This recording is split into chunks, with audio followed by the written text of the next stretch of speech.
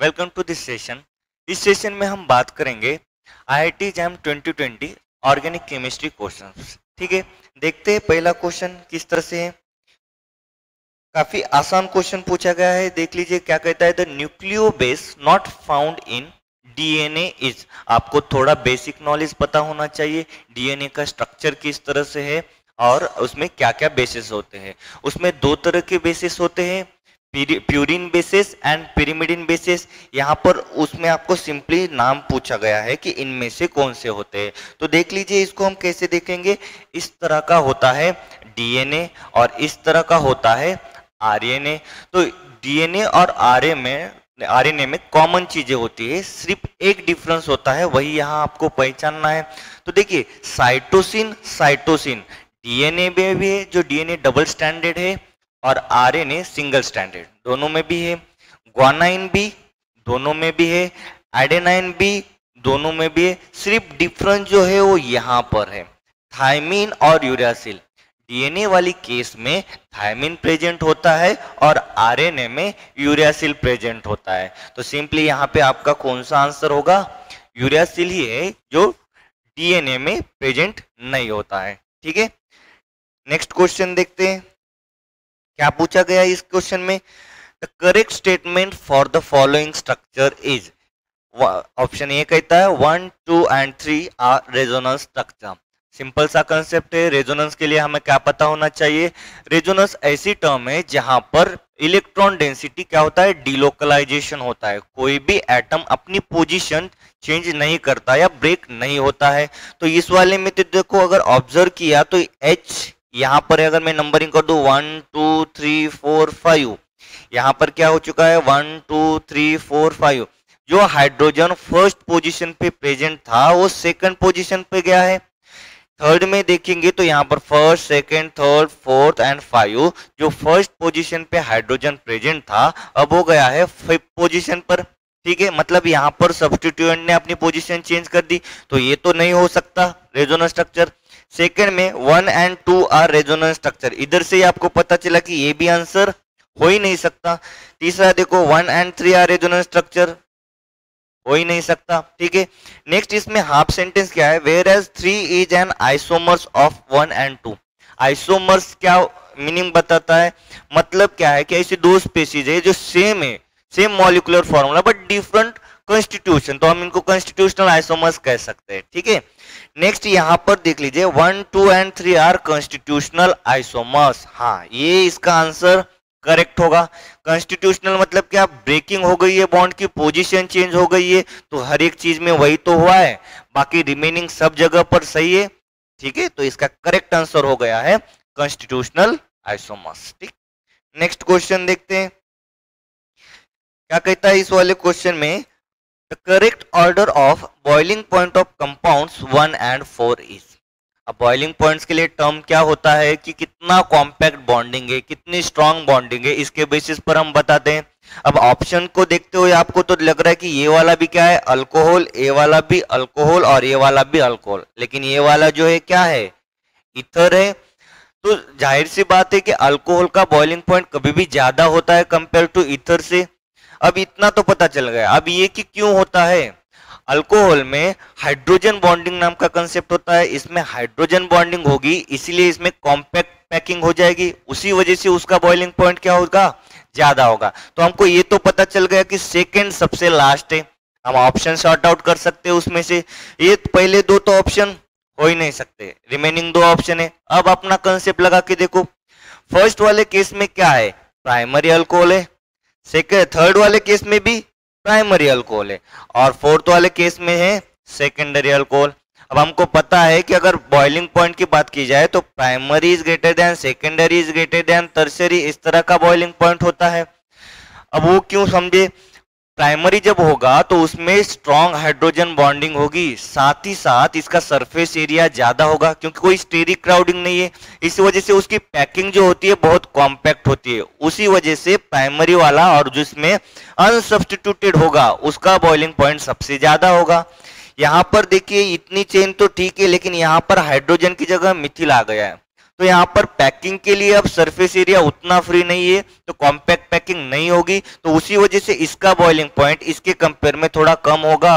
और ऑब्वियसली यहाँ पर ये सेकेंडरी सेंटर इससे भी कम होगा। तो देख लीजिए आपका ऑप्शन फर्स्ट वाले में सबसे ज्यादा दोनों केस में है, उसके बाद थर्ड वाले में, और यहाँ फोर्थ है, तो ये तो नहीं हो सकता। तो आपका करेक्ट आंसर कौन सा होगा? Third option. क्लियर है? नेक्स्ट क्वेश्चन देखते हैं क्या कहता है क्वेश्चन में। Treatment of formic acid with concentrated sulphuric acid use. देखो फॉर्मिक एसिड मतलब क्या होता है, HC डबल बॉन्ड OOH इस तरह से, और sulphuric acid concentrated sulphuric acid में अगर आपने इलेक्ट्रोफाइल देखा तो आपका SO3 इलेक्ट्रोफाइल जनरेट होता है। ठीक है, क्या होगा रिएक्शन में, ये वाला इधर आके इस तरह से अटैक करेगा और ये वाला इधर जाएगा, तो जो आपको मिलने वाली चीज है वो कुछ इस तरह से होगी। यहाँ पर सिंगल बॉन्ड हो जाएगा, यहाँ डबल बॉन्ड O, ये आया H, इसके ऊपर आया पॉजिटिव, ये हो गया S double bond O double bond O और O माइनस। अब ये O माइनस क्या करेगा, इस पॉजिटिव चार्ज को, प्रोटॉन को लेगा और इस पॉजिटिव चार्ज को स्टेबलाइजेशन देगा। तो आपको जो मिलने वाला इंटरमीडिएट है वो कुछ इस तरह से S double bond O double bond O OH। अब सिंपल से क्या होगा, ये वाले लोन पेयर यहाँ जाके इस वाले को क्या करेगा, रिमूव कर देगा। तो आपको जो मिल जाएगा HC triple bond O positive, और आपका जो बाहर निकला हुआ जो ग्रुप है वो O डबल बॉन्ड S, यहाँ पर डबल बॉन्ड O, ए वाला OH और यहाँ पर O माइनस। ठीक है, अब ये O माइनस इस प्रोटॉन को लेके यहाँ पर निगेटिव चार्ज क्रिएट करेगा, जब आपको मिल जाएगा C triple bond O plus यहाँ पर निगेटिव। तो क्या हुआ है यहाँ पर, एक तो CO मॉलिक्यूल और H2O मॉलिक्यूल, क्या होगा CO और H2O, CO2 तो नहीं है, HCO भी नहीं है, और ये तो होगा ही नहीं। तो आपका करेक्ट आंसर कौन सा होगा? First one. देख लीजिए इसका एक्सपेरिमेंटली किस तरह से सेटअप होता है। देख लीजिए इस तरह से क्या होगा, हीटिंग दिया जाएगा, आपका जो बीकर होगा उस वाले में क्या लिया हुआ है, कॉन्सेंट्रेटेड सल्फ्यूरिक एसिड RB। ठीक है, इस वाले में क्या हुआ है, हम ब्यूरेट से क्या डाल रहे हैं, फॉर्मिक एसिड डाल रहे हैं, और जो सेटअप है यहाँ पर वाटर है कूलिंग के लिए, यहाँ से CO आ जाएगा और यहाँ पर कलेक्ट किया जाएगा। ठीक है, आसान सा रिएक्शन था। नेक्स्ट रिएक्शन देखते हैं क्या पूछा गया है। The amino acid with R configuration is. ठीक है, क्या होता है R कॉन्फ़िगरेशन, मतलब हमको क्या करना है, यहाँ पर एब्सोल्यूट कॉन्फ़िगरेशन के बारे में बताना है। उसके लिए कुछ रूल्स होते हैं जो नॉमेनक्लेचर बताना है। फर्स्ट रूल है कि यहाँ पर सेंटर आपका sp3 होना चाहिए। ठीक है, जो कि हर एक केस में है sp3 सेंटर। दूसरी चीज है चारों सब्स्टिट्यूएंट डिफरेंट होने चाहिए, तभी जाके वो जो सेंटर होता है वो कायरल सेंटर होता है। ठीक है, तो कायरल सेंटर भी सभी में है। अब आपको R और S कॉन्फ़िगरेशन के लिए कुछ रूल्स होते हैं। पहला रूल जो कहता है अकॉर्डिंग टू एटॉमिक नंबर उनको नंबरिंग करनी है, हायर एटॉमिक नंबर वाले को फर्स्ट प्रायोरिटी आ जाएगी। ठीक है, तो यहाँ पर इसको फर्स्ट प्रायोरिटी आ गई। अब सेकंड में देखना, यहाँ पर कार्बन है, यहाँ पर कार्बन है, यहाँ पर हाइड्रोजन है, तो फोर्थ प्रायोरिटी भी डिसाइड हो गई क्योंकि हाइड्रोजन का लीस्ट एटॉमिक नंबर।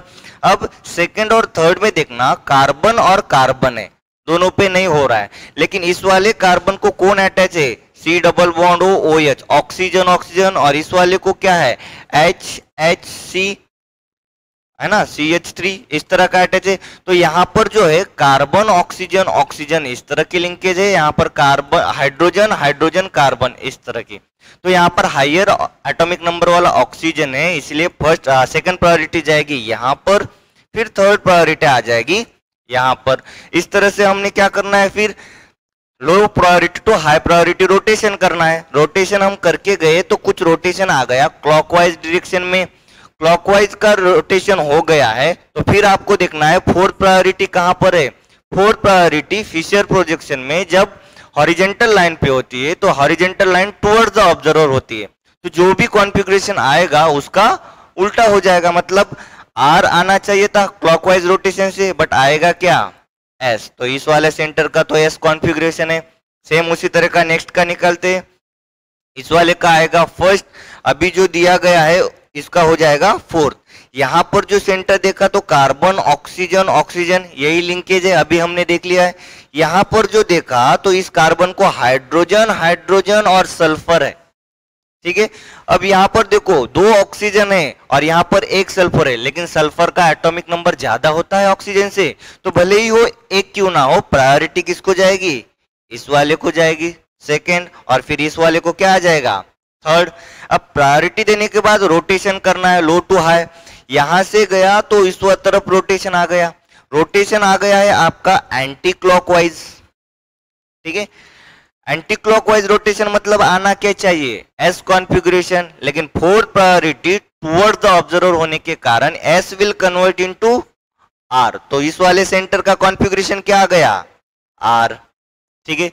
दूसरे का चेक कर लेते, दूसरे का है कि नहीं, इस वाले को फर्स्ट दे दिया, अभी यहाँ पर फोर्थ आ गया।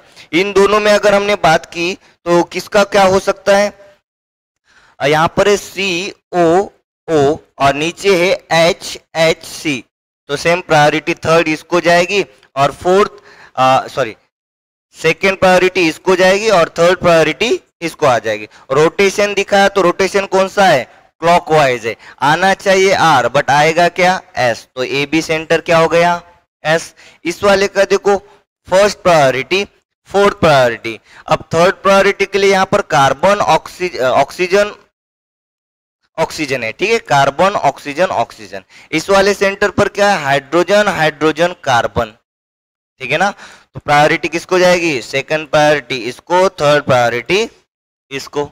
रोटेशन कर दिया तो रोटेशन आ गया क्लॉकवाइज, क्लॉकवाइज करने से आना चाहिए R but fourth priority towards the observer होने के कारण ये हो जाएगा एस, तो आपका करेक्ट आंसर कौन सा हो गया है, सेकंड वन, ठीक है। नेक्स्ट क्वेश्चन देखते हैं क्या पूछा गया इस क्वेश्चन में, the major product form in the following reaction sequences. अब यहाँ पर नंबरिंग दिए तो उसका कुछ मीनिंग होता है कि उसी सीक्वेंस में हमें रिएजेंट ऐड करना है। स्टार्टिंग मटेरियल देखा तो alpha beta unsaturated carbonyl carbon है और फर्स्ट टाइम एरो पर दिया गया है ETMgBr इन ET2O, मतलब क्या है, ग्रिग्नार्ड रिएजेंट दिया है इन डाइथिल ईथर में। अब ग्रिग्नार्ड रिएजेंट पे ए जो होता है निगेटिव होगा और ये पॉजिटिव होगा, पार्शियल की हम बात करें, ठीक है, तो ये वाला क्या है, एक्ट एज अ न्यूक्लियोफाइल। अब इलेक्ट्रोफिलिक सेंटर हमारे स्टार्टिंग मटेरियल में दो है, एक बार यहाँ पर है एक बार यहाँ पर है, ठीक है, तो अब इलेक्ट्रोफिलिक सेंटर कौन सा होगा, 1-2 को ये ज्यादा प्रीफरेंस देता है, क्योंकि क्या है आपका जो न्यूक्लियोफाइल वो भी हार्ड है, तो hard hard interaction will be preferable, so attack हो जाएगा 1-2 अटैक, तो ET यहाँ पर अटैक कर जाएगा, O- यहाँ पर गया, तो आपको जो मिलेगा कुछ इस तरह से, यहाँ पे आपका आ जाएगा इथिल ग्रुप, यहाँ पर हो जाएगा OMgBr, ठीक है। अब उसके बाद क्या होगा, हाइड्रोलिसिस, सिंपल सा, तो आपको जो मिल जाएगा कुछ इस तरह से, इथिल है और यहाँ पर आ जाएगा OH, ठीक है। अब यहाँ पर दिया है टर्शियरी अल्कोहल और एरो पर सेकंड कंडीशन है CrO3 इन CH2Cl2 मतलब डाइक्लोरोमीथेन सॉल्वेंट है। इस CrO3 का क्या होता है, क्रोमियम रिएजेंट है, ये क्या होता है, ऑक्सीडाइजिंग एजेंट, इस OH को ऑक्सीडाइज करेगा। अब ये ऑलरेडी टर्शियरी सेंटर पर है, तो इस वाले सेंटर पर तो इसका ऑक्सीडेशन पॉसिबल नहीं है, तो देखिए होता क्या है, जो Cr है, Cr डबल बॉन्ड हो डबल बॉन्ड हो डबल बॉन्ड हो, इस तरह का इलेक्ट्रोफाइल होगा, और न्यूक्लियोफाइल आपके पास क्या है, ये ऑक्सीजन है, ये वाला यहाँ अटैक करेगा CO-, तो नेक्स्ट फॉर्म होने वाली जो स्टेप है, यहाँ पर रहेगा इथिल, यहाँ पर रहेगा O, Cr double bond O double bond O, यहाँ पर क्या है OH या फिर O- ही कर दो, ठीक है, इस तरह का इंटरमीडिएट स्टेप मिल गया।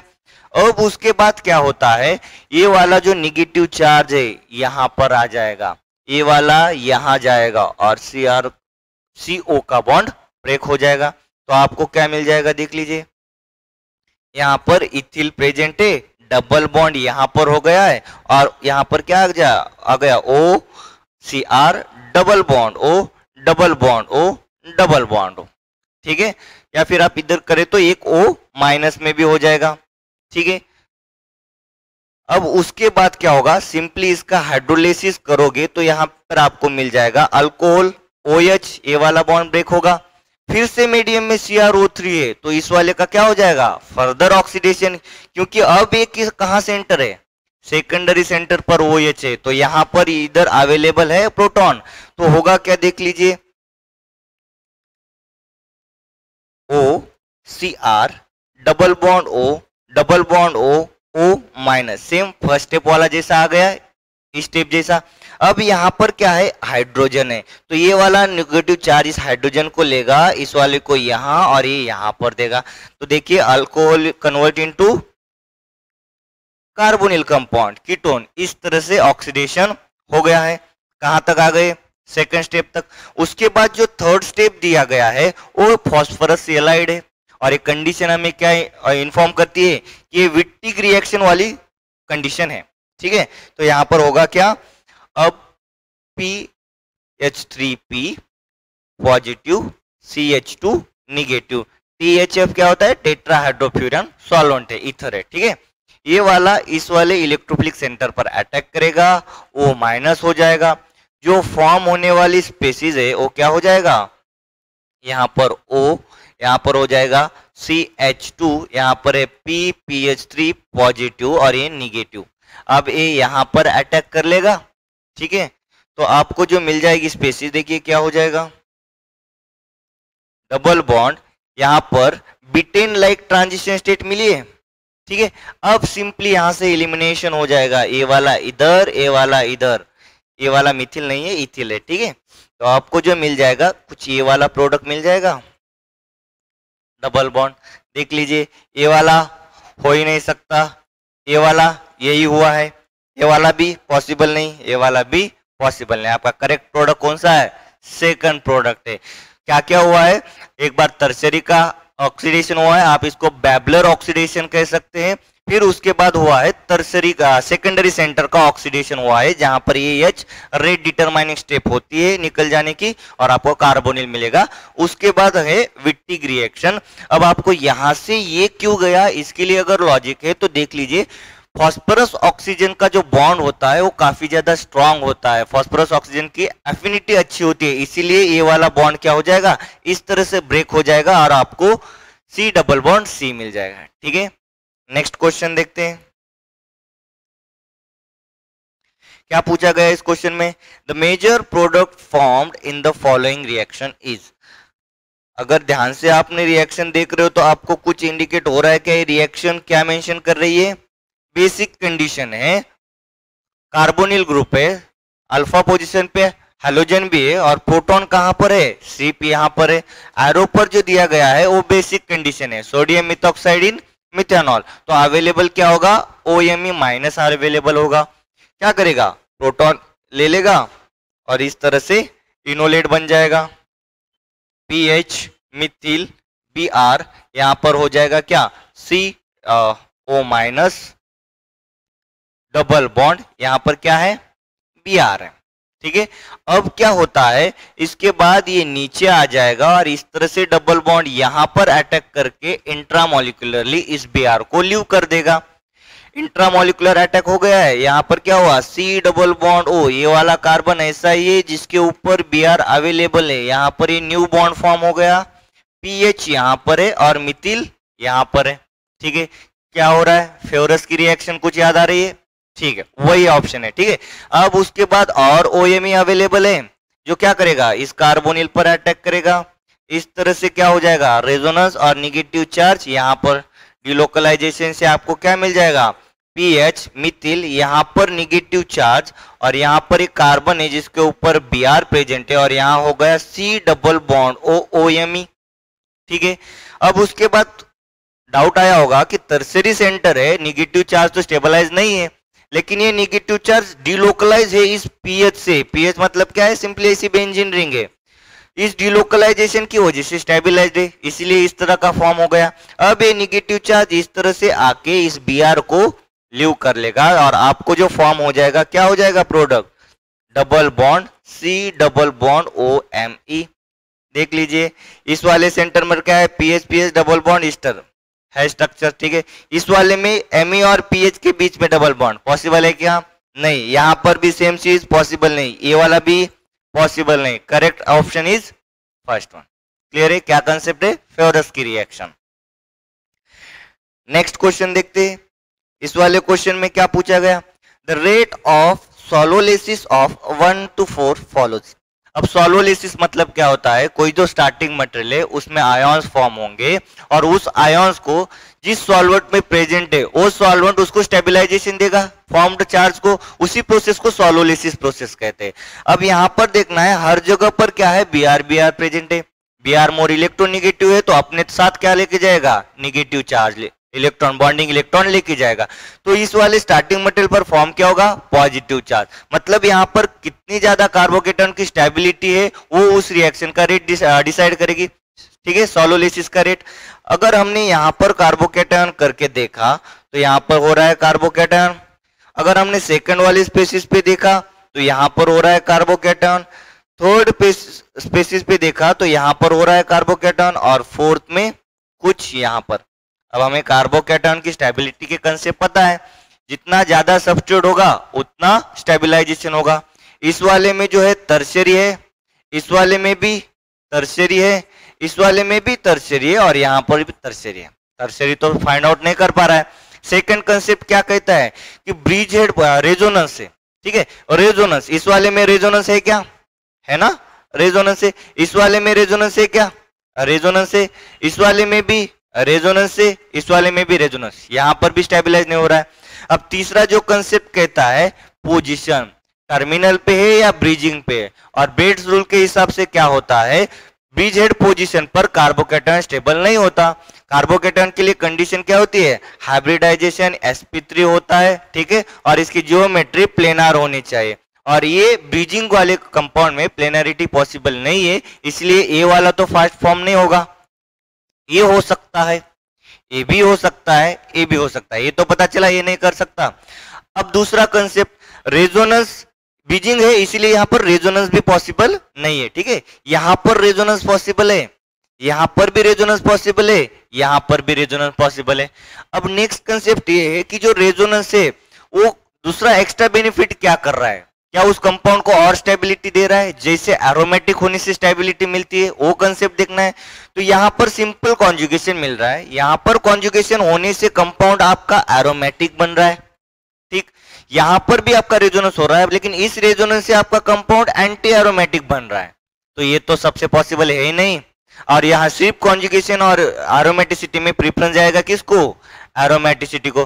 तो सबसे ज्यादा अगर आयोनाइज होगा और सॉल्वेट होगा तो यही वाला है जो एरोमेटिक बन रहा है। तो इसका नंबर कितना है? थर्ड वाला। ऑप्शन सॉर्ट आउट कर लेते हैं। फर्स्ट और फोर्थ तो होगा ही नहीं। उस वाले में देखो थर्ड में यहाँ पर भी थर्ड है, यहाँ पर भी थर्ड है। अब यहाँ पर फोर्थ और फोर्थ प्रायोरिटी तो लिस्ट आ ही गई है, ठीक है। फोर्थ प्रायोरिटी मतलब इसकी एंटी एरोमेटिक लिस्ट आ गई है। तो हमको अभी कॉम्पीट किस में करना है? फर्स्ट और सेकंड में कौन अच्छा होगा। फर्स्ट में यहां पर ब्रीजिंग है, ये नहीं होगा। सेकंड में देखो अलिलिक है कि नहीं है, रेजोनेंस से अलिलिक स्टेबलाइज्ड हो रहा है, इसलिए सबसे ज्यादा कौन होगा? फिर थर्ड के बाद सेकंड, फिर लास्ट में कौन आ जाएगा? फर्स्ट।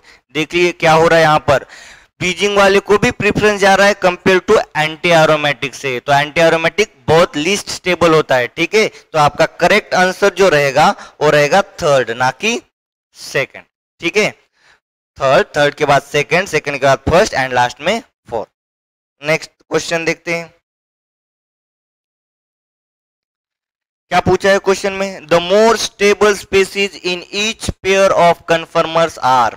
देखिए क्या बताना है यहाँ पर, कंफर्मेशन की स्टेबिलिटी के बारे में बताना है। स्टेबिलिटी कैसे प्रेडिक्ट करेंगे? अब हमने देखा है साइक्लोहेक्सेन का चेयर फॉर्म में बल्कि सब्स्टिट्यूएंट कहाँ प्रीफर करता है? इक्वेटोरियल को प्रीफर करता है, ठीक है। अब इस वाले केस में देखो, फर्स्ट वाले केस में मिथिल एक्सियल पर है और उसका जो इक्विलिब्रियम स्ट्रक्चर होगा उस वाले में टर्शियरी ब्यूटिल एक्सियल है। दूसरा कुछ है क्या ऑप्शन? यहाँ पर देखो एक बार एक एक्सियल, दूसरा इक्वेटोरियल, यहाँ पर भी सेम चीज है, मतलब ये डिजेनरेट पेयर है।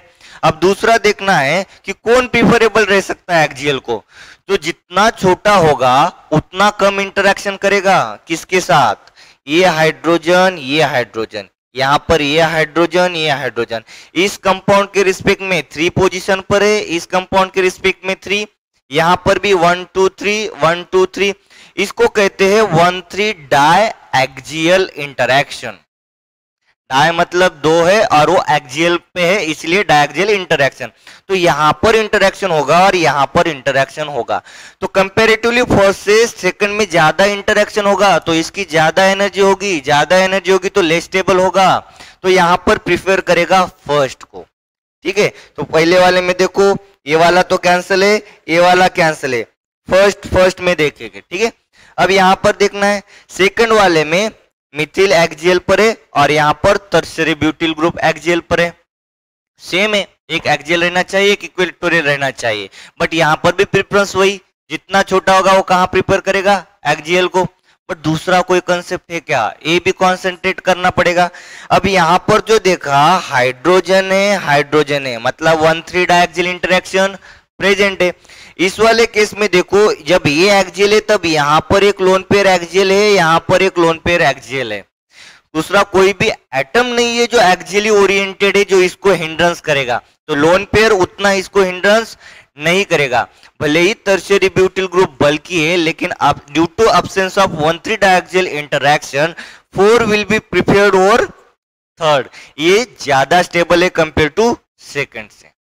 क्या याद रखना है, डोमिनेंट 1,3 डायएक्सियल इंटरैक्शन हो आइटम में, यहाँ पर लोन पेयर है तो कोई दिक्कत नहीं है, ये वाला ज्यादा स्टेबल। तो देखिए फर्स्ट के बाद 4 कहां पर आया है, दोनों केस में आया है, मतलब फाइनल के बारे में देखना पड़ेगा इसके बारे में। अब यहाँ पर देखो तो ये वाला OH एक्सियल है, OH इक्वेटोरियल, एक ही सब्स्टिट्यूएंट है, इक्वेटोरियल पे रहना चाहिए, मोर स्टेबिलिटी मिलेगी, सही है। लेकिन कुछ और कंसेप्ट है क्या, जैसे इस वाले में देखा हम अनस्टेबल क्यों कहते हैं एक्सियल को, 1,3 डायएक्सियल इंटरैक्शन की वजह से। लेकिन यहाँ पर देखा जाए तो यहाँ पर तो लोन पेयर है, कोई इंटरैक्शन नहीं है। डिस्टेबिलाइजिंग इंटरैक्शन से भी ज्यादा ये स्टेबिलाइजिंग इंटरैक्शन करेगा। किस तरह से, देखिए ये वाला जो ऑक्सीजन है और ये वाला जो ऑक्सीजन है, इनके लोन पेयर कुछ इस तरह से प्रेजेंट है और ये OH इस तरह से है। अब इस वाले में क्या होता है, हाइड्रोजन बॉन्डिंग होती है जो एक्स्ट्रा स्टेबिलाईजेशन देता है, जो कि यहाँ पर पॉसिबल नहीं है। तो प्रिफर कौन हो जाएगा, ये वाला प्रिफर हो जाएगा, अल्डो ये कहाँ पर है, एक्सियल पर है, तो यहाँ पर क्या हो जाएगा, 5 हो जाएंगे। तो ऐसे तो हमारे पास 2 ऑप्शन है, तो इसके दोनों ऑप्शन क्या हो जाएंगे, करेक्ट हो जाएंगे। ठीक है, नेक्स्ट क्वेश्चन देखते हैं, सेम ही ऑप्शन हो गए।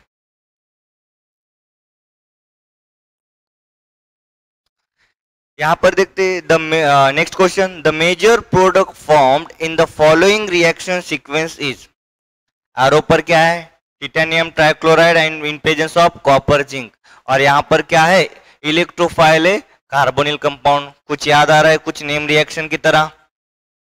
अगर ध्यान से देखोगे तो सही आप जा रहे हो कि ये कौन सी रिएक्शन है, मैकमोरी रिएक्शन है। क्या होता है देख लीजिए, C डबल बॉन्ड OH, ये टिटेनियम कहां पर है, +3 ऑक्सीडेशन में। कॉपर जिंक का काम क्या होता है, इसको रिड्यूस करना, टिटेनियम +3 टू +0 कंडीशन में, 0 ऑक्सीडेशन स्टेट में जाएगा। जब 0 में जाएगा तो ये दोनों स्पीशीज को क्या करेगा, एक एक इलेक्ट्रॉन दे देगा, यहाँ पर OMe और यहाँ पर PH, 2 मॉलिक्यूल को एक एक इलेक्ट्रॉन दे देगा। यहाँ पर जो लोन पेयर ऑफ इलेक्ट्रॉन है जो इस वाले को टिटेनियम को इस तरह से बाइंड कर देंगे, तो ये टिटेनियम क्या हो जाएगा, यहाँ पर इलेक्ट्रॉन दे देगा। तो जो फॉर्म होने वाली स्पीशीज है वो कुछ इस तरह से, ऑक्सीजन, टिटेनियम, यहाँ पर एक रेडिकल, यहाँ पर एक रेडिकल, ऑक्सीजन रेडिकल, ठीक है, ये वाला H, ये वाला H, PH एंड OMe, ठीक है। अब ये रेडिकल क्या हो जाएंगे, इस तरह से जुड़ जाएंगे, तो आपको फॉर्म क्या होगा, PH OMe डबल बॉन्ड, यहाँ पर क्या, ऑक्सीजन, टिटेनियम, ऑक्सीजन, ये जो बॉन्ड फॉर्म हुआ है O, यहाँ पर क्या हो जाएगा, डबल बॉन्ड OMe, यहाँ पर PH, ठीक है। फिर से क्या हो जाएगा, ये रेडिकली इस तरह से ब्रेक हो जाएगा। जो आपको फॉर्म होने वाला प्रोडक्ट क्या है, PH OMe डबल बॉन्ड, यहाँ पर न्यू फॉर्म हुआ डबल बॉन्ड, यहाँ पर डबल बॉन्ड, पीएच एंड ओएमई। ठीक है, फर्स्ट ने काम कर दिया, इतने तक आ जाएगा प्रोडक्ट। अब उसके बाद जो है सेकंड में एरो पर एसिडिक कंडीशन है, HCl इन H2O, मतलब एक्वियस एसिडिक कंडीशन है, जो क्या कर लेगा, यहाँ पर जो इनॉल फॉर्म में है उसका कीटोइनॉल टॉटोमेरिज्म कर लेगा। ठीक है, ये वाला इधर यहाँ से प्रोटॉन ले लेगा, तो आपका फाइनल प्रोडक्ट क्या हो जाएगा, देख लीजिए, PHC डबल बॉन्ड O, यहाँ पर डबल बॉन्ड रह जाएगा, यहाँ पर हो जाएगा C double bond O PH, मतलब सिर्फ बीच में क्या हो रहा है, एक डबल बॉन्ड आ रहा है। ये वाला पॉसिबल है क्या, नहीं, क्योंकि देखिए बीच में CH2 आ गया, कहां से आ गया, ऐसा पॉसिबल नहीं हो सकता। यहाँ पर दो डबल बॉन्ड है, ये भी पॉसिबल नहीं है। यहाँ पर देखिए सिंगल बॉन्ड आ चुका है, मतलब आपका करेक्ट आंसर थर्ड होगा। फोर्थ भी पॉसिबल नहीं है, क्योंकि बीच में क्या हो गया है, CO और CH2 के बीच में आ गया एक CH2, तो ये भी पॉसिबल नहीं। Correct answer third one. क्या नेम रिएक्शन है, मैकमोरी नेम रिएक्शन है। ठीक है, नेक्स्ट कंसेप्ट देखते हैं क्या है इस वाले क्वेश्चन में पूछा है। देखो, for the deals-alder reaction 1 to 4 the activation barriers follow the order. Activation barriers मतलब क्या, कि जैसे कुछ इस तरह से ग्राफ होता है, यहाँ पर क्या रिएक्शन प्रोग्रेस होती है और यहाँ पर क्या होता है, पोटेंशियल एनर्जी होती है। तो कितनी एनर्जी होती है रिएक्शन प्रोसीड के लिए, तो उसमें क्या ट्रांजिशन स्टेट होती है, उसके ऊपर एनर्जी बैरियर डिपेंड होता है। मान लीजिए कि आपका ये वाला रिएक्टेंट है और ये वाला यहाँ पर प्रोडक्ट है, कुछ इस तरह से फॉर्म होगा। ठीक है, प्रोडक्ट की एनर्जी स्टार्टिंग मटेरियल से कम ही होगी, लेकिन यहाँ पर जो फॉर्म हो गई ये है ट्रांजिशन स्टेट। तो इतने ट्रांजिशन स्टेट के लिए जितनी एनर्जी लगेगी, उस एनर्जी को क्या कहते हैं, हम EA कहते हैं, यानी एक्टिवेशन एनर्जी कहते हैं। इसी को हम क्या कर रहे हैं, यहाँ पर एक्टिवेशन बैरियर्स कह रहा है। मीनिंग समझ में आ गया। अब रिएक्शन में अप्लाई करके देखते हैं। रिएक्शन सिंपली पेरिसाइक्लिक रिएक्शन है, डिल्स-अल्डर। क्या कहना होता है इस रिएक्शन का, एक आपके पास डाइन चाहिए, दूसरा आपके पास डाइनोफाइल चाहिए। एक डाइन डाइनोफाइल हीटिंग और फोटोकेमिकल कंडीशन में रिएक्शन प्रोसीड होके आपको क्या मिल जाएगा, साइक्लिक कंपाउंड मिल जाएगा। ठीक है, अब क्वेश्चन यहाँ पर आया है कि उन्होंने ऑप्शन में, चारों ऑप्शन में दिखा दिया है कि रिएक्शन तो हो चुकी है, पूछना है इनमें से कौन बेटर रिएक्शन देगा। जो बेटर रिएक्शन देगा, फास्ट रिएक्शन देगा, उसका एक्टिवेशन बैरियर कम रहेगा, और जो रिएक्शन अच्छे से नहीं देगा उसका एक्टिवेशन बैरियर हाई रहेगा। ठीक है, तो डिल्स-अल्डर रिएक्शन के लिए कंसेप्ट है कि एरोमेटिक कंपाउंड जो रहते हैं वो आसानी से डिल्स-अल्डर रिएक्शन नहीं देते। aromatic compounds will not participate easily in case of Diels-Alder reaction। ठीक है, अब इस वाले में देखो, रेजोनेंस एनर्जी से हमें पता है थायोफिन की रेजोनेंस एनर्जी क्या है, सबसे ज्यादा है, सही है। उसके बाद किसकी होती है, पायरोल की होती है। उसके बाद किसकी होती है, फ्यूरियन की होती है। और लास्ट में जो यहाँ पर है वो तो क्या है, पेंटाडाइन है, साइक्लोपेंटाडाइन। इस तरह का रेजोनेंस एनर्जी का ऑर्डर है। और ये क्या कहता है, एरोमेटिसिटी, ये सबसे ज्यादा एरोमेटिक है, फिर ये एरोमेटिक है, फिर ये। सिंपल सा कंसेप्ट लगा दो, तो इनमें अगर इलेक्ट्रोनिगेटिविटी के कंपेयर करें तो ये वाला लेस इलेक्ट्रोनिगेटिव है, इसलिए ज्यादा कॉन्जुगेशन होगा तो ज्यादा एरोमेटिक होगा। फिर नाइट्रोजन के लोन पेयर और आसानी से करेंगे कंपेयर टू ऑक्सीजन, क्योंकि नाइट्रोजन और ऑक्सीजन में कौन, नाइट्रोजन लेस इलेक्ट्रोनिगेटिव होता है, ऑक्सीजन मोर इलेक्ट्रोनिगेटिव होता है। तो यहाँ पर कॉन्जुगेशन उतने अच्छे तरीके से नहीं होता है, इसी वजह से यहाँ पर कॉन्जुगेशन ज्यादा होगा और ये एरोमेटिक कंपाउंड बनेंगे और कम पार्टिसिपेट करेंगे। ठीक है, तो आपका करेक्ट आंसर क्या होना चाहिए, जब आप थायोफिन यूज कर रहे हो इसके लिए एक्टिवेशन एनर्जी सबसे हाई होनी चाहिए। तो ऐसा कहां पर है, एक ही ऑप्शन है, चलो एक में ही निकल गया थर्ड वाला। अब उसके बाद देखो फोर्थ, क्योंकि ये भी एरोमेटिक है, ज्यादा पार्टिसिपेट नहीं करेगा। उसके बाद कौन है, सेकंड, ये भी पार्टिसिपेट नहीं करेगा, और फिर उसके बाद ये। तो आपका करेक्ट आंसर क्या हो गया, third will be your correct answer. क्या कंसेप्ट है, डिल्स-अल्डर रिएक्शन में एरोमेटिक कंपाउंड रिएक्शन नहीं देते या फिर लेस देते हैं। ठीक है, या फिर कहेंगे कि उनका एक्टिवेशन बैरियर बहुत ज्यादा होता है। हो गया, नेक्स्ट क्वेश्चन देखते हैं।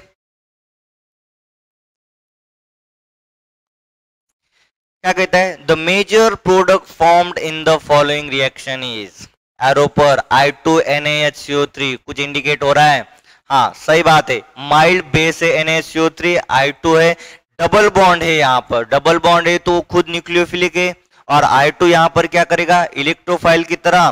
तो सिंपल अगर हमने इसका देख लिया कुछ इस तरह से, क्योंकि जब भी साइक्लोहेक्सेन में क्या डबल बॉन्ड आता है वो क्या हाफ चेयर कन्फर्मेशन अडॉप्ट करता है, ठीक है। अब नंबरिंग के हिसाब से देखा तो first, second, third, fourth, fifth, six, numbering के हिसाब से हमने क्या कर दिया, यहाँ पर मान लीजिए हमने COOH लिख लिया, C डबल बॉन्ड OOH, कहीं पर भी लिख सकते हो, कोई कंडीशन नहीं है। इसको दे दिया फर्स्ट, सेकंड, थर्ड, फोर्थ, 5, 6, ठीक है, 3 और 4 के बीच में डबल बॉन्ड आ गया। लेकिन अब डाउट ये कि यही वाला कंफर्मेशन क्यों, क्योंकि अब उसके ऊपर स्टीरियोकेमिस्ट्री प्रेडिक्ट करने हैं, ठीक है। तो क्या होगा, अगर आप दूसरा कंफर्मेशन ले लेते हैं तो ये वाला कंफर्मेशन ले लेंगे कि आप इसको बिलो दिखाएंगे, क्योंकि स्टार्टिंग मटेरियल में तो COH का ओरिएंटेशन नहीं दिखाया। फिलहाल तो हम रिएक्शन प्रोसीड करेंगे, फिर आपको आइडिया आ जाएगी कि क्यों हमने ये वाला चूज कर दिया, क्यों हमने ये वाला नहीं किया। अब यहाँ पर आयोडीनियम आयन है तो ये वाला क्या कर लेगा, ये डबल बॉन्ड इसको अप्रोच करेंगे कुछ इस तरह से, ठीक है, क्या बन जाएगा, आयोडीनियम आयन बन जाएगा। यहां पर बना आयोडीनियम आयन, ये है C डबल बॉन्ड OOH, जो माइल्ड बेस है वो वाला ये प्रोटॉन ले लेगा तो इस ऑक्सीजन पर क्या आ जाएगा, निगेटिव चार्ज आ जाएगा। अब ये आयोडीनियम आयन, ये न्यूक्लियोफाइल जनरेट हो गया, और आयोडीनियम आयन जो इलेक्ट्रोफाइल है, 3 मेंबर रिंग है, रिंग में स्ट्रेन है, रिंग ओपन होने को चाहेगा। तो अब यहाँ पर न्यूक्लियोफाइल का अटैक कुछ इस तरह से होगा, ये वाला अटैक इधर करेगा और यहाँ पर इसकी ओपनिंग हो जाएगी। जैसे ही ओपन हो गई रिंग, आप कुछ इस तरह से कर सकते हैं क्या, देखो यहाँ पर हो गया C डबल बॉन्ड O, और ये वाला इधर यहाँ पर क्या आ जाएगा, आयोडीन आ गया। अब हम इसका अगर प्लेनार स्ट्रक्चर निकाल दे तो देखो नंबरिंग से करो, आसानी जाएगी, 1 2 3 4 5 6, मैंने इसको दे दिया 1, और 1 में आयोडीन कैसा है, बिलो है, तो रख दिया आयोडीन 1। उसके बाद सेकंड पोजीशन पर क्या है, CH2, थर्ड पोजीशन खाली है, फोर्थ पोजीशन पर क्या है, C डबल बॉन्ड हो, कुछ इस तरह से, और फिर यहाँ पर फिफ्थ एंड 6। अब ये जो दिखाया गया है यहाँ पर ये एक्सियल है तो ये टॉप रहेगा, ये जो हाइड्रोजन है ऐसा बॉटम में रह सकता है, यहाँ पर भी ये हाइड्रोजन इक्वेटोरियल वाला बॉटम रह सकता है। अगर इसका ही हमने और अच्छे तरह से ड्रॉ कर दिया तो ये वाली रिंग ऐसी हो जाएगी, ये O, यहाँ पर C डबल बॉन्ड O इस तरह से, और यहाँ पर आयोडीन क्या आ जाएगा, यहाँ पर आ जाएगा, ठीक है। और ये कैसे हो जाएंगे, दोनों टॉप से है, तो देख लीजिए आपका कौन सा आंसर आ रहा है। ये यहाँ पर दोनों C हो ही नहीं सकता, यहाँ पर ये क्या है C से, लेकिन ये ट्रांस में अटैचमेंट हो नहीं सकता, यहाँ पर ये भी नहीं हो सकता, तो आपका करेक्ट आंसर क्या हो गया, सेकेंड। रिएक्शन का नाम क्या है, आयोडोलैक्टोनाइजेशन, ठीक है, आसान सा कंसेप्ट है। अब आपको समझ में आया होगा कि हमने इसको एक्जेलिक क्यों रखा, क्योंकि इक्वेटोरियल तो मोर प्रिफरेबल होगा, COH वहां रहना चाहिए, लेकिन अगर इक्वेटोरियल रहेगा तो अप्रोच आयोडीन को ओपनिंग के लिए नहीं मिलेगा, नहीं मिलेगा तो आपको उस तरह का प्रोडक्ट नहीं मिलेगा, इस तरह की स्टीरियोकेमिस्ट्री प्रेडिक्ट ही नहीं होगी। इसीलिए कंपलसरी है कि आपके स्टार्टिंग मटेरियल में COH कहाँ रहना चाहिए, एक्सियल रहना चाहिए, तभी जाके ओपनिंग हो सकती है, ठीक है। अब दूसरा क्वेश्चन आपके माइंड में ये आया होगा कि ओपनिंग हमने यही से क्यों की है, यहां से क्यों नहीं की है, ठीक है। सिंपल सी लैंग्वेज में तो प्रोडक्ट के हिसाब से, भाई प्रोडक्ट में ऑप्शन में हमको कुछ दिखाया ही नहीं है, 5 मेंबर रिंग पॉसिबल है, 5 मेंबर रिंग तो इधर से ही होगी ना, इस वाले सेंटर से तो नहीं, क्योंकि नंबरिंग दीजिए 1 2 3 4 5 एंड 6, हर एक प्रोडक्ट में सिर्फ 5 मेंबर की है, उसी वजह से किया। अगर प्रोडक्ट का ना करे, डायरेक्टली आपको प्रोडक्ट बताना है, तो वो कैसे सोचो, 5 और 6 अगर मेंबर रहेगा तो 5 मेंबर रिंग को प्रेफरेंस ज्यादा रहेगा 6, इसी वजह से भी कहां होता है, इसी पोजीशन पर अटैक होता है, ना कि 6 वाले पोजीशन। क्लियर है। नेक्स्ट क्वेश्चन देखते हैं क्या पूछता है, achiral stereoisomers is possible for, ये चारों ऑप्शन में से कौन अकायरल होगा। कायरलिटी के लिए देखिए सिंपल, पहले वाला क्या नजर आ रहा है, एक ही कार्बन पर 2 डबल बॉन्ड है, क्यूमुलेटेड डाइन है, ठीक है, तो ये क्या हो सकता है, हमको कुछ इंडिकेट कर रहा है अलीन कंपाउंड की तरह, ठीक है। ये जो होता है C डबल बॉन्ड C और यहाँ पर C डबल बॉन्ड C, एक मिथिल जो है कुछ इस तरह से दिखाया गया है और एक हाइड्रोजन, और एक मिथिल जो है इस तरह से। मैं इसको वेज लाइन से लिखूंगा और इसको डैश लाइन से। क्यों, अभी बताता है। एक्चुअली ये जो डबल बॉन्ड है कुछ इस तरह से रहेंगे। एक जो ये डबल बॉन्ड है इस प्लेन में रहेगा और दूसरा ये जो डबल बॉन्ड है इस प्लेन में रहेगा। एग्जैक्टली परपेंडिकुलर रहते तो जो ये सब्स्टिट्यूएंट है मिथिल वो ऊपर और नीचे हाइड्रोजन इस तरह से रहेगा, और इस वाले डबल बॉन्ड के सब्स्टिट्यूएंट इस तरह से रहेंगे। अब आपको सोचना है एक अकायरल या कायरल के लिए इसमें सिग्मा डाल के, अगर आपने इस तरह से सिग्मा कट कर दिया तो इस मिथिल के लिए यहाँ पर हाइड्रोजन है तो ये तो पॉसिबल नहीं सिग्मा, तो आप ये वाला डाल सकते। ये वाला प्लेन से कट कर दिया तो ऊपर वाले मिथिल के लिए नीचे हाइड्रोजन है, तो इसमें कोई भी सिग्मा क्या है, प्रेजेंट नहीं है। तो ये मॉलिक्यूल कैसे रहा, कायरल रहा। पूछा क्या गया, अकायरल, ये तो ऑप्शन से हट गया। सेकंड देखिए, सेकंड दो बाइफिनिल से, दो फिनिल रिंग एक कार्बन से अटैक है तो हम इसको क्या कहेंगे, बाइफिनिल कहेंगे। अगर इस तरह के दो बेंजीन रिंग है एक ही प्लेन में रहेंगे, प्लेनार सिस्टम में कोई भी सब्स्टिट्यूएंट नहीं है तभी की बात चल रही है, ठीक है, प्लेनार है। लेकिन अब जैसे ही इसके ऑर्थो पोजीशन पर सब्स्टिट्यूएंट आ गए हैं तो ये क्या करेंगे, एक दूसरे के लिए स्टेरिक रिपल्शन करेंगे, नहीं रहेंगे एक ही प्लेन में, तो ये अपना प्लेन लूज कर देंगे, प्लेनैरिटी लॉस कर लेंगे। लूज करने के बाद ये कैसे आएंगे, एग्जैक्टली परपेंडिकुलर टाइप आ जाएंगे। अब प्लेनैरिटी लूज करने के कारण इनमें कायरलिटी जनरेट होती है और ऐसे वाले को क्या कहते हैं, एट्रोप आइसोमर्स कहते हैं, ठीक है। तो ये बायोफिनिल्स भी क्या है, कायरल है, ठीक है। अब उसके बाद यहाँ थर्ड में देखा जाए तो ये वाला भी सेंटर कायरल है, ये वाला भी सेंटर कायरल है, यहाँ ये वाला तो नहीं हो सकता। तो ये केस क्या बताती है हमें, ये केस बताती है कि जिस कंपाउंड में दो या दो से ज्यादा असिमेट्रिक सेंटर हो और उसमें प्लेन ऑफ सिमेट्री प्रेजेंट हो तो वो मॉलिक्यूल मिजो शो करता है, मिजो आइसोमर शो करता है, ठीक है। यहाँ पर देखिए, अगर आपने यहाँ से प्लेन डाल दिया है कुछ इस तरह से तो एग्जैक्टली हाफ हाफ पार्ट में डिवाइड होगा, भले दो ये कायरल सेंटर है, ठीक है। तो ये वाला कंपाउंड मिजो होने के कारण ये कैसा है, अकायरल है, कायरल सेंटर है, but whole molecule is optically inactive due to internal compensation. अगर आरएस की बात करें तो इसको क्या आ जाएगा, फर्स्ट, इसको सेकेंड, इसको आ जाएगा थर्ड। तो ये वाला रोटेशन कैसे हो गया, एस, बट ओरिएंटेशन नहीं दिखाया गया तो यहाँ पर हम थोड़ा आरएस प्रेडिक्टेबल नहीं कर सकते, अगर दिया तो हम कर सकते, ठीक है। सिग्मा यहाँ पर क्या देखना है, सिग्मा प्रेजेंट है इसलिए मिजो अकायरल। सेकंड यहाँ पर देख लीजिए, ये वाला भी सेंटर कायरल है, ये वाला भी सेंटर कायरल है। अगर आपने सिंपल इस तरह से प्लेन डाल दिया तो इसमें क्या है, सिग्मा प्रेजेंट है, जहां पर दो या दो से ज्यादा कायरल सेंटर, सिग्मा प्रेजेंट, तो हो जाएगा मिजो कंपाउंड। तो ये वाला भी कैसा है, अकायरल है। तो आपका 3 और 4 जो मॉलिक्यूल है वो अकायरल है। क्लियर है। नेक्स्ट देखते हैं क्या कहता है इस क्वेश्चन में, the compound which will have only 2 signals in the H1 NMR spectrum in 3:2 is or are। मतलब H1 NMR प्रेडिक्ट करना है तो हमको देखना है यहाँ पर कितने नंबर ऑफ प्रोटॉन है और उस प्रोटॉन का एनवायरमेंट किस तरह का है, ठीक है। यहाँ पर देखा जाए तो यहाँ पर 3 प्रोटॉन, यहाँ पर 3 प्रोटॉन, ठीक, इस वाले सेंटर पर कोई प्रोटॉन नहीं, यहाँ यहाँ यहाँ यहाँ इतने प्रोटॉन अवेलेबल है। दूसरी बात, यहाँ पर भी 3 है, यहाँ पर भी 3, यहाँ पर 1 2 3 4 इतने प्रोटॉन अवेलेबल है। यहाँ पर 3 है, यहाँ पर 3, 1 1 1 1, ठीक। यहाँ पर भी क्या है, 3, यहाँ पर 2 और यहाँ पर 2।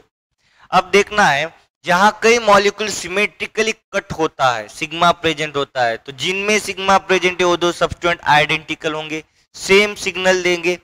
तो यहाँ पर देखो ऐसा तो कुछ नहीं, अगर हमने ऐसा सिग्मा कट भी कर लिया, ऐसा वाला सिग्मा डाल दिया तो ये वाला और ये वाला सेम दे देगा, ये वाला सेम देगा और ये वाला सेम देगा।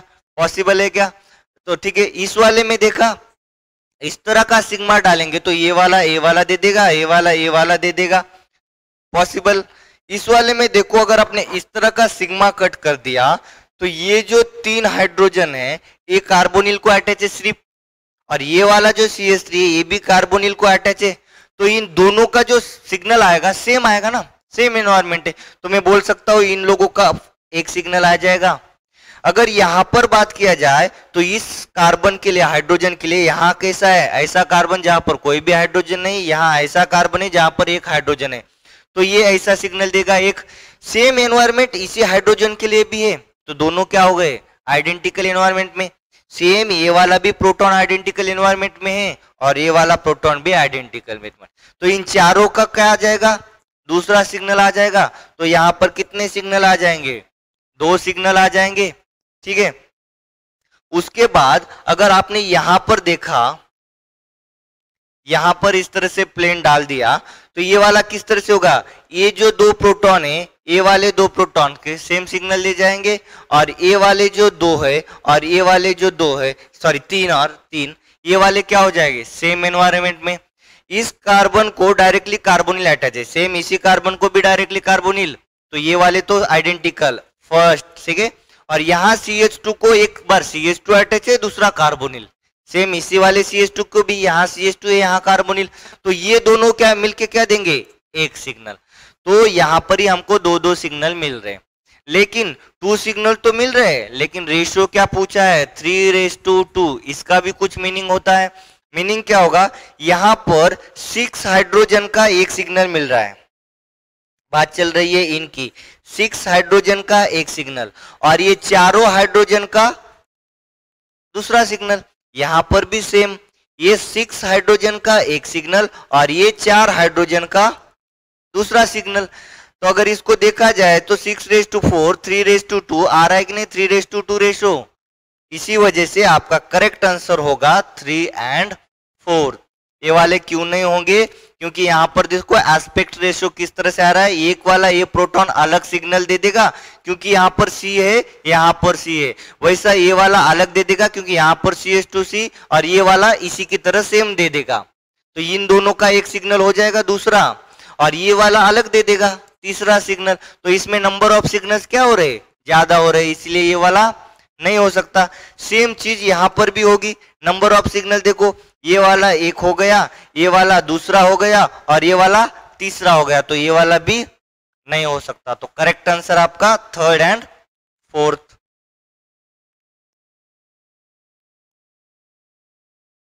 नेक्स्ट क्वेश्चन देखते हैं, the correct sequence of reactions for the synthesis of the following molecule is are. अब इस मॉलिक्यूल के सिंथेसिस के लिए दिया गया है। ऑप्शन फर्स्ट में क्या है, 4 आयोडोफिनॉल, मतलब कुछ इस तरह से बात चल रही है, फिनॉल O है, OH, और 4 पोजीशन पर आयोडो है, मतलब इस तरह से, ठीक है। दूसरा क्या दिया है, मैग्नीशियम इन ईथर दिया है। क्या कंडीशन कर रहे, ग्रिग्नार्ड रिएजेंट का हो सकता है क्या, ठीक है, होल्ड करते हैं, ठीक है, ये क्या होगा क्या नहीं बताएंगे।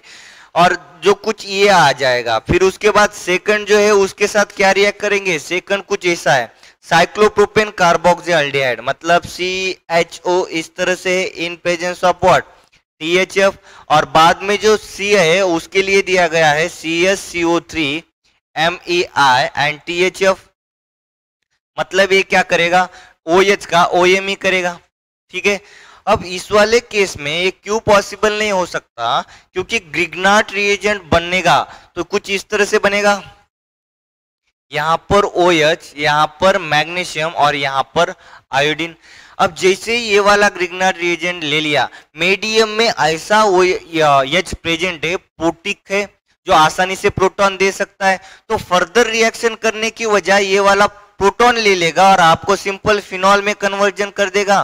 ग्रिग्नार्ड रिएजेंट प्रोटिक सॉल्वेंट में स्टेबल नहीं होता, इसीलिए हम उसको किस सॉल्वेंट में यूज करते हैं, ड्राई ईथर में लेते हैं, ठीक है। तो ये वाला इसी वजह से फर्स्ट नहीं हो सकता। सेकंड वाले की बात करें तो पहले क्या दिया है, साइक्लोप्रोपिल ब्रोमाइड दिया है, हो सकता है। मैग्नीशियम इन ईथर, ये क्या बना सकता है, यहाँ पर MgBr, ठीक है, ये वाला तो बना दिया। अब उसके बाद क्या है, 4 hydroxy benzaldehyde, C double bond NPH attack कर दिया, ठीक है। आपको जो मिलेगा कुछ इस तरह से 4 हाइड्रोक्सी बेंजाल्डिहाइड, यहां पर हो गया OH और यहां पर आ जाएगा साइक्लोप्रोपिल। लेकिन फिर से वही केस है, ग्रिग्नार्ड रिएजेंट है और यहाँ पर अगर कोई तो प्रोटॉन अवेलेबल है देने के लिए तो वो क्या करेगा, it act as a base, proton ले लेगा, तो यहाँ पर भी फर्दर रिएक्शन प्रोसीड नहीं जाएगी, तो ये वाला भी नहीं हो सकता। थर्ड की बात करें, थर्ड वाले में क्या दिया है, पहले वाले में दिया है कुछ इस तरह से, देखो 4 आयोडोफिनॉल OH है, यहाँ पर आयोडीन है। अब उसके बाद एरो पर ये कंडीशन CSO3 MEITHF क्या हो जाएगा, यहाँ पर माइल्ड बेस है, प्रोटॉन ले लेगा फिनॉल का और आपको जो देगा OMe, इस तरह से ये O माइनस हो जाएगा, ये मिथिल आयोडाइड जो इलेक्ट्रोफाइल है यहाँ अटैक करके आयोडीन निकल जाएगा। ठीक है, तो आपको यहाँ पर पहले केस में प्रोटेक्शन हुआ है OH का, जो कि नेसेसरी कंडीशन था पर ग्रिग्नार्ड रिएजेंट की रिएक्टिविटी के लिए। ठीक है, अब उसके बाद क्या दिया हुआ है, Mg ईथर, अब पॉसिबल है, अब ग्रिग्नार्ड रिएजेंट इस तरह से हो जाएगा OMe MgI ठीक है, अब यहां से सेकंड दिया हुआ है साइक्लोप्रोपेन कार्बोक्सिल्डिहाइड, मतलब इस तरह से। ठीक है, अब ये वाला इधर अटैक करके यहाँ पर OH, तो अब आपको मिल सकता है ये OMe यहाँ गया, ये वाला OH इधर आ गया है और यहाँ पर साइक्लोप्रोपेन, देखिए दिख रहा है कि नहीं स्टार्टिंग तरह, तो ये वाला आपका करेक्ट आंसर है। फोर्थ वाले में देखते हैं क्यों नहीं होगा, सेम दिया है साइक्लोप्रोपिल ब्रोमाइड, ग्रिग्नार्ड रिएजेंट किया, फिर मिथिल 4 हाइड्रोक्सी बेंजोएट, ये तो हो ही नहीं सकता ना, ये तो ऑप्शन में प्रोडक्ट के अकॉर्डिंग ही नहीं है, तो ये तो कट गया, तो आपका करेक्ट आंसर कौन सा होगा, third will be your correct answer. क्या कंसेप्ट पढ़ा है आपने यहाँ से कि ग्रिग्नार्ड रिएजेंट अटैक करने के लिए प्रोटिक सॉल्वेंट नहीं रहना चाहिए या फिर कोई तो प्रोटॉन डोनर नहीं रहना चाहिए, इसी वजह से क्या करना पड़ा, फर्स्ट स्टेप में OH का प्रोटेक्शन करना पड़ा, प्रोटेक्शन करने के बाद फिर ग्रिग्नार्ड रिएजेंट प्रोसीड हुआ है। ठीक है, इसी वजह से थर्ड आंसर।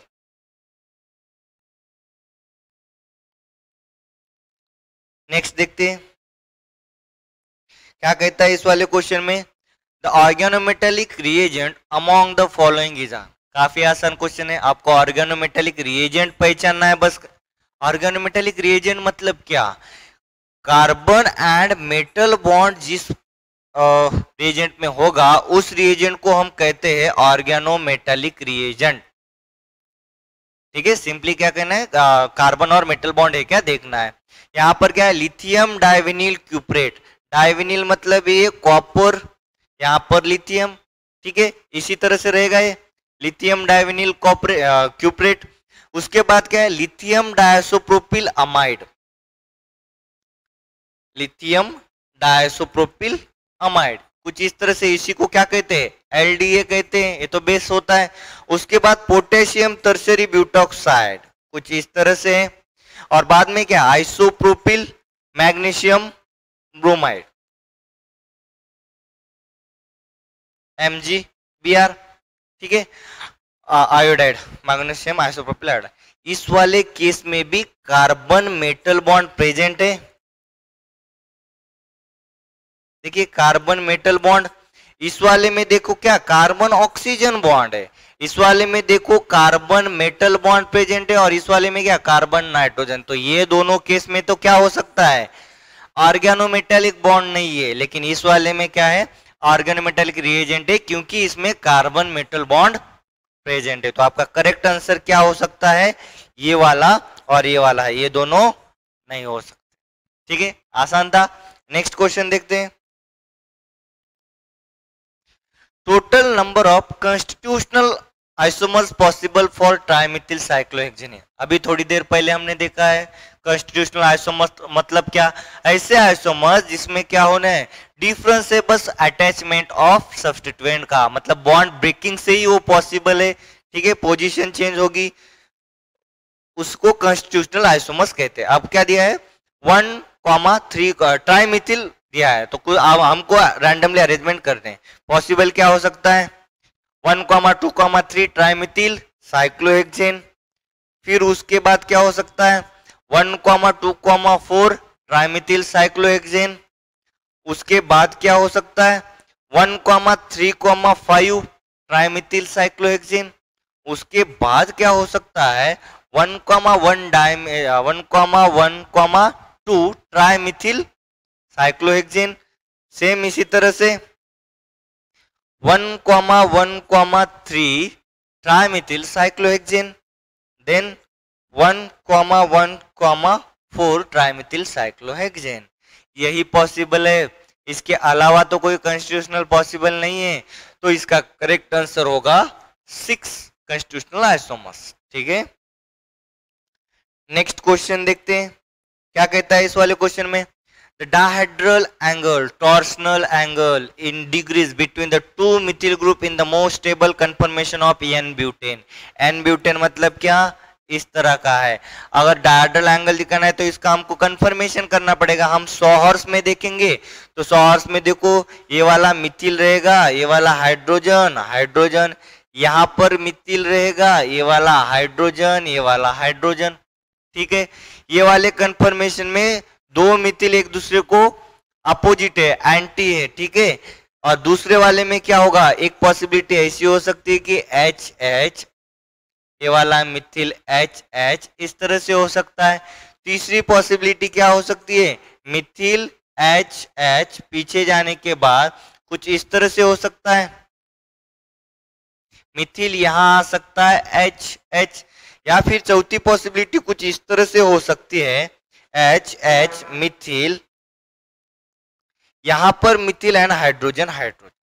ठीक है, यहां अगर देखा जाए तो दोनों जो CH3 ग्रुप है एक दूसरे के लिए एंटी, तो हम इसको कहेंगे क्या है, स्टैगर्ड कन्फर्मेशन में है।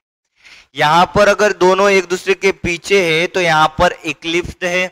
और ये वाला कैसे 60 डिग्री है तो गॉच है, ये वाला 120 डिग्री है तो गॉच है। ठीक है, गॉच इंटरैक्शन है। अब क्या पूछा गया है, डायहेड्रल एंगल मतलब क्या, पहले ये समझो।